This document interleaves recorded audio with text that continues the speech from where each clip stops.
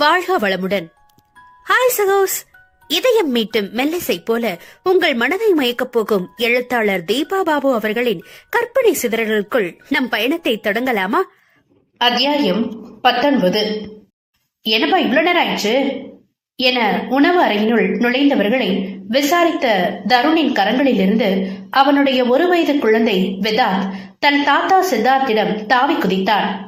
அவனை அள்ளி தன் கைகளில் ஏந்தியபடி, இல்லடா என திரும்பி சிந்துவின் அருகில் நின்றிருந்த அருந்ததியை சுட்டி காண்பித்து, இவ பேர் அருந்ததி, கருணுடைய ஃப்ரெண்ட், வழியில பார்க்கவும் மத்தத மறந்து பேசிக்கிட்டே நின்னுட்டான் என்று மகனுக்கு அறிமுகப்படுத்தினான்.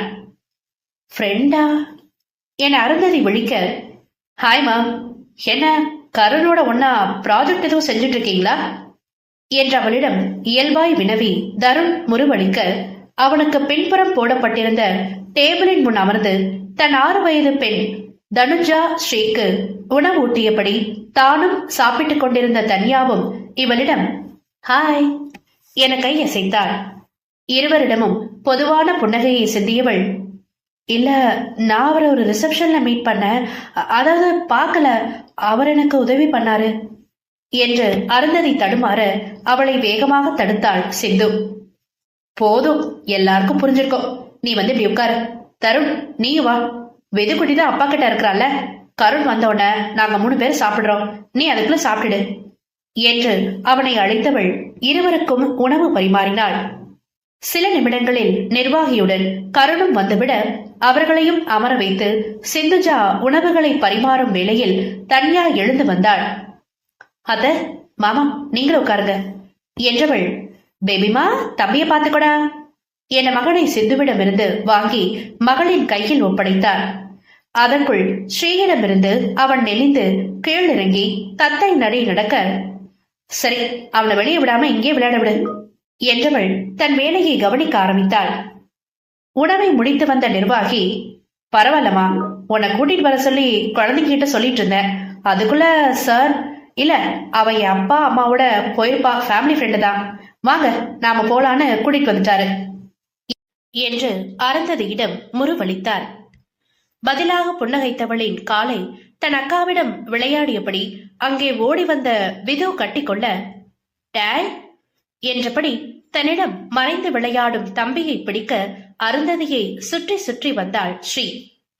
அதை கண்டு இதயம் குளிர ஆசையுடன் குனிந்து குழந்தையை தூக்கி கொண்டாள் அவள். என்ன பண்றீங்க, அக்கா கிட்ட ஒளிஞ்சு விளையாடுறீங்களா என்றவள் கொஞ்சலாக கேட்க, ஈ என்று பொக்கை வாயை காண்பித்து தலையாட்டினான் விது.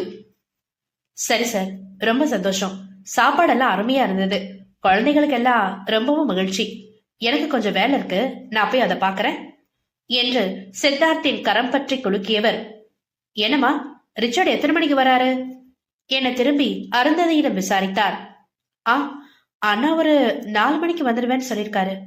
ஓ, சரி சரி என்றவர் வெளியேற, ஆமா, ரிச்சர்ட் இன்னும் வரலையா என விவரம் கேட்டான் கருண். அண்ணாவுக்கு காலையில முக்கியமான மீட்டிங் இருந்ததுனால ஈவினிங் வர்றதா சொல்லிட்டாரு. ஓ, ஆனா உன்னை எப்படி தனியா அனுப்புனாரு? அன்னைக்கு ஒரு நிலைமைய பார்த்து ரொம்பவும் டென்ஷன் ஆயிட்டாரு மனுஷன். இப்பவும் அண்ணாவுக்கு கொஞ்சம் பயம்தான். முதல்ல அனுப்ப மாட்டேன்னு மறுத்துட்டாரு. இன்னைக்கு அவர் பிறந்த நாள்ன்றதுனால இங்க குழந்தைங்களோட நேரம் செலவழிச்சா கொஞ்சம் ரிலாக்ஸா இருப்பாருன்னு தான் நான் தான் கெஞ்சி சம்மதிக்க வச்சேன். வாவ், இன்னைக்கு அப்பா அம்மாவோட வெட்டிங் டே போல ரிச்சர்டோட பிறந்த நாளுமா? நைஸ். இன்னைக்கு சாயங்காலம் ஏதோ ப்ரோக்ராம் இருக்கா?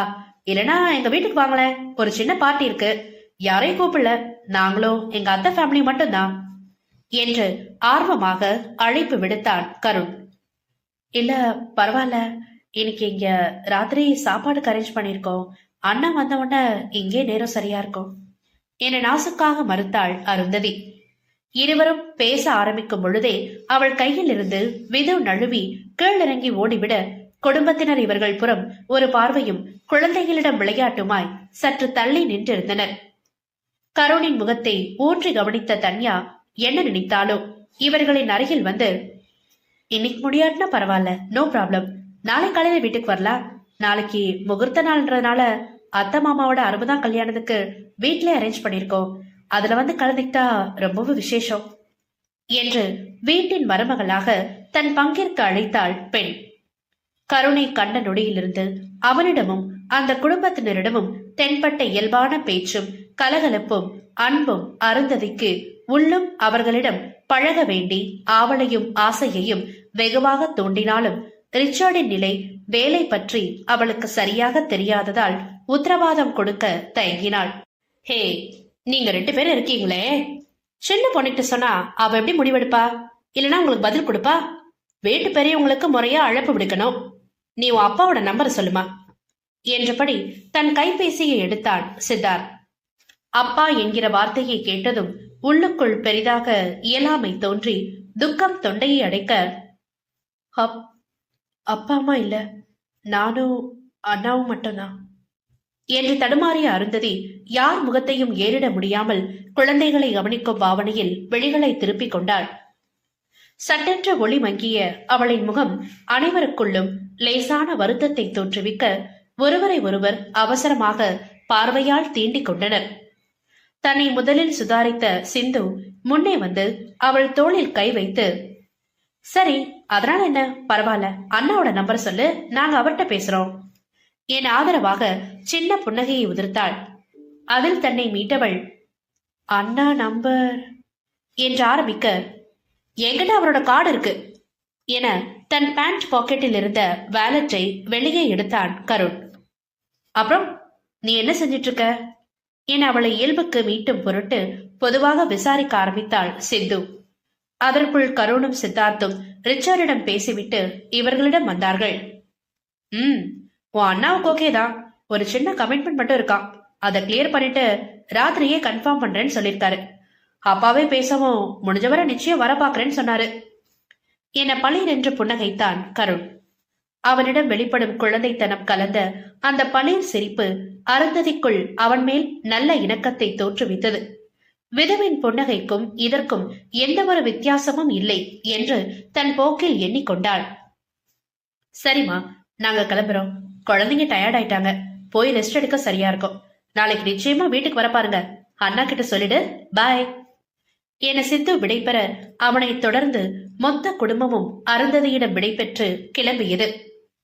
கருண் மட்டும் சற்றே பின் தங்கி, புரியுதா, ரிச்சர்ட் கிட்ட இன்னைக்கு போலவே பேசி சமாளிச்சு எப்படியாவது வீட்டுக்கு கூட்டிட்டு வந்துரு, உங்களை எதிர்பார்த்து நான் காத்துட்டு இருப்பேன் என்க புரியா உணர்வுடன் அவளையும் அறியாமல் அவள் விழிகள் அவன் விழிகளுடன் கலந்தது. தன்னிடம் கேள்வியாய் உயர்ந்த புருவம் கண்டு படபடப்புடன் அருந்ததி விழிகளை தாழ்த்தி கொள்ள கருணின் இதழ்களில் உல்லாச குறுநகை ஒன்று உற்சாகமாக பூத்தது. ஓகே, பாய் என கிசுகிசுத்து விட்டு வெளியேறும் அவனை இமைக்காமல் பார்த்து கொண்டிருந்தவளுக்கு அவன் கண்களை விட்டு மறையவும் உள்ளிருந்து மெல்லிய பெருமூச்சு எழுந்தது. மனம் முழுவதும் அவனையே சுற்றி சுற்றி வர தன்னுள் எழும் புதுவிதமான ரசாயன மாற்றங்களை குழப்பத்துடன் உணர்ந்தபடி அங்கேயே ஓய்ந்து அமர்ந்து விட்டாள் அருந்ததி. கரனுடைய உருவம்தான் அங்கே நிகழ்காலத்திலிருந்து கரம் போன போக்கில் வண்டியை ஓட்டிக் கொண்டிருந்ததை தவிர அவனுடைய நினைவுகள் எல்லாம் அருந்ததியிடமே முழுதாக தஞ்சம் அடைந்திருந்தது. முதலாக தன் விழிகளை நேருக்கு நேர் சந்திக்க மறுத்து தலைகுனியும் வெட்கப்படும் பெண் என்ற நினைவே அவனுக்குள் சுகமாக இறங்க கனவில் மிதக்கும் விழிகளுடனும் இதழில் ஒட்ட வைத்த புன்னகையுடனும் ஸ்டியரிங்கை வளைத்துக் கொண்டிருந்தான் அவன். கொழுந்தனின் நிலையை முதலில் கண்ணுற்ற தன்யாதான் முழங்கையினால் தன் கணவனை ஒரு இடி எடுத்தாள். அப்பொழுதுதான் லேசாக அசந்து தளர்ந்திருந்த கருண், என்னடி என்ற முகத்தை சுரித்தான். அங்க உங்க தம்பியை கொஞ்சம் பாருங்களேன் என பதிலாக முறைத்தாள் அவள். கிடைச்ச 1/2 மணி நேரம் டிராவல் டைம்ல கொஞ்சம் சுகமா தூங்குறத விட்டுட்டு இப்ப அவனை எதுக்காக சைட் அடிக்க சொல்ற? காட், என் அப்பாவி புருஷா, எனக்கு என்ன, நீங்க தாராளமா தூங்குங்க, கருண் வண்டியை ஏதாவது மரத்துல முட்டி ஓரமா பார்க் பண்ணட்டும் என்று உதட்டை சுழித்தாள். என்ன என்று அதிர்ந்து விழித்தவள், ஏ என்ன வளர என பதறி அடித்து வேகமாக திரும்பி தன் தம்பியை கவனித்தான். பின் திரும்பி தன் மனைவியை முறைத்து, ஏடி, நான் கூட தூங்கி விழறானும் பயந்துட்டேன், நல்லா சிரிச்சுக்கிட்டு தெளிவா தானே வண்டி ஓட்டுறான், எதுக்காக இப்படி என்ன அரள வைக்கிற நீ என்று சண்டையிட்டான். அவ்வப்பொழுது எழும் புருஷன் பொண்டாட்டியின் செல்ல ஊடல்களை ஏற்கனவே அறிந்து வைத்திருப்பவர்கள் என்பதால் அவர்களின் மெலிதான அரட்டல்களை கண்டுகொள்ளாது தங்கள் வீட்டு சின்ன தேவதையான பேத்தியிடம் கவனத்தை செலுத்திக் கொண்டு வந்தனர் சித்துவும் சிந்துவும். ஆமா, அரள வைக்கிறாங்க. அத்தையும் மாமாவும் பாப்பாவோட கேள்விகளுக்கு பதில் பேசிட்டு வராங்க. உங்க தம்பி யாருக்கிட்ட இப்படி பல்ல காமிச்சுட்டு வண்டியை ஓட்டுறாருன்னு எனக்கு கொஞ்சம் விவரம் சொல்றீங்களா என நக்கலாக கேள்வி எழுப்பினாள் தன்யா. ஐயோ ஆமா, இவன் எதுக்காக இப்படி தனியா சிரிச்சுட்டு இருக்கான் என்று தன் துணைவியிடமே திருப்பி அப்பாவியாக கேட்டான் தருண். அடராமா, அதே என்கிட்ட கேளுங்க உங்கள என போலியாக முறைத்தவள் அவன் காதை இழுத்து கிசு கிசித்தாள். பதிலாக விரிந்த புன்னகையுடன் அவளிடம் அப்படியா என்று மகிழ்ச்சியாக வினவினான் அவன். அப்படித்தான் என்று கண்ணடித்தவள் உடனடியாக அவனிடம் தன் உத்தரவை பிறப்பித்தாள்.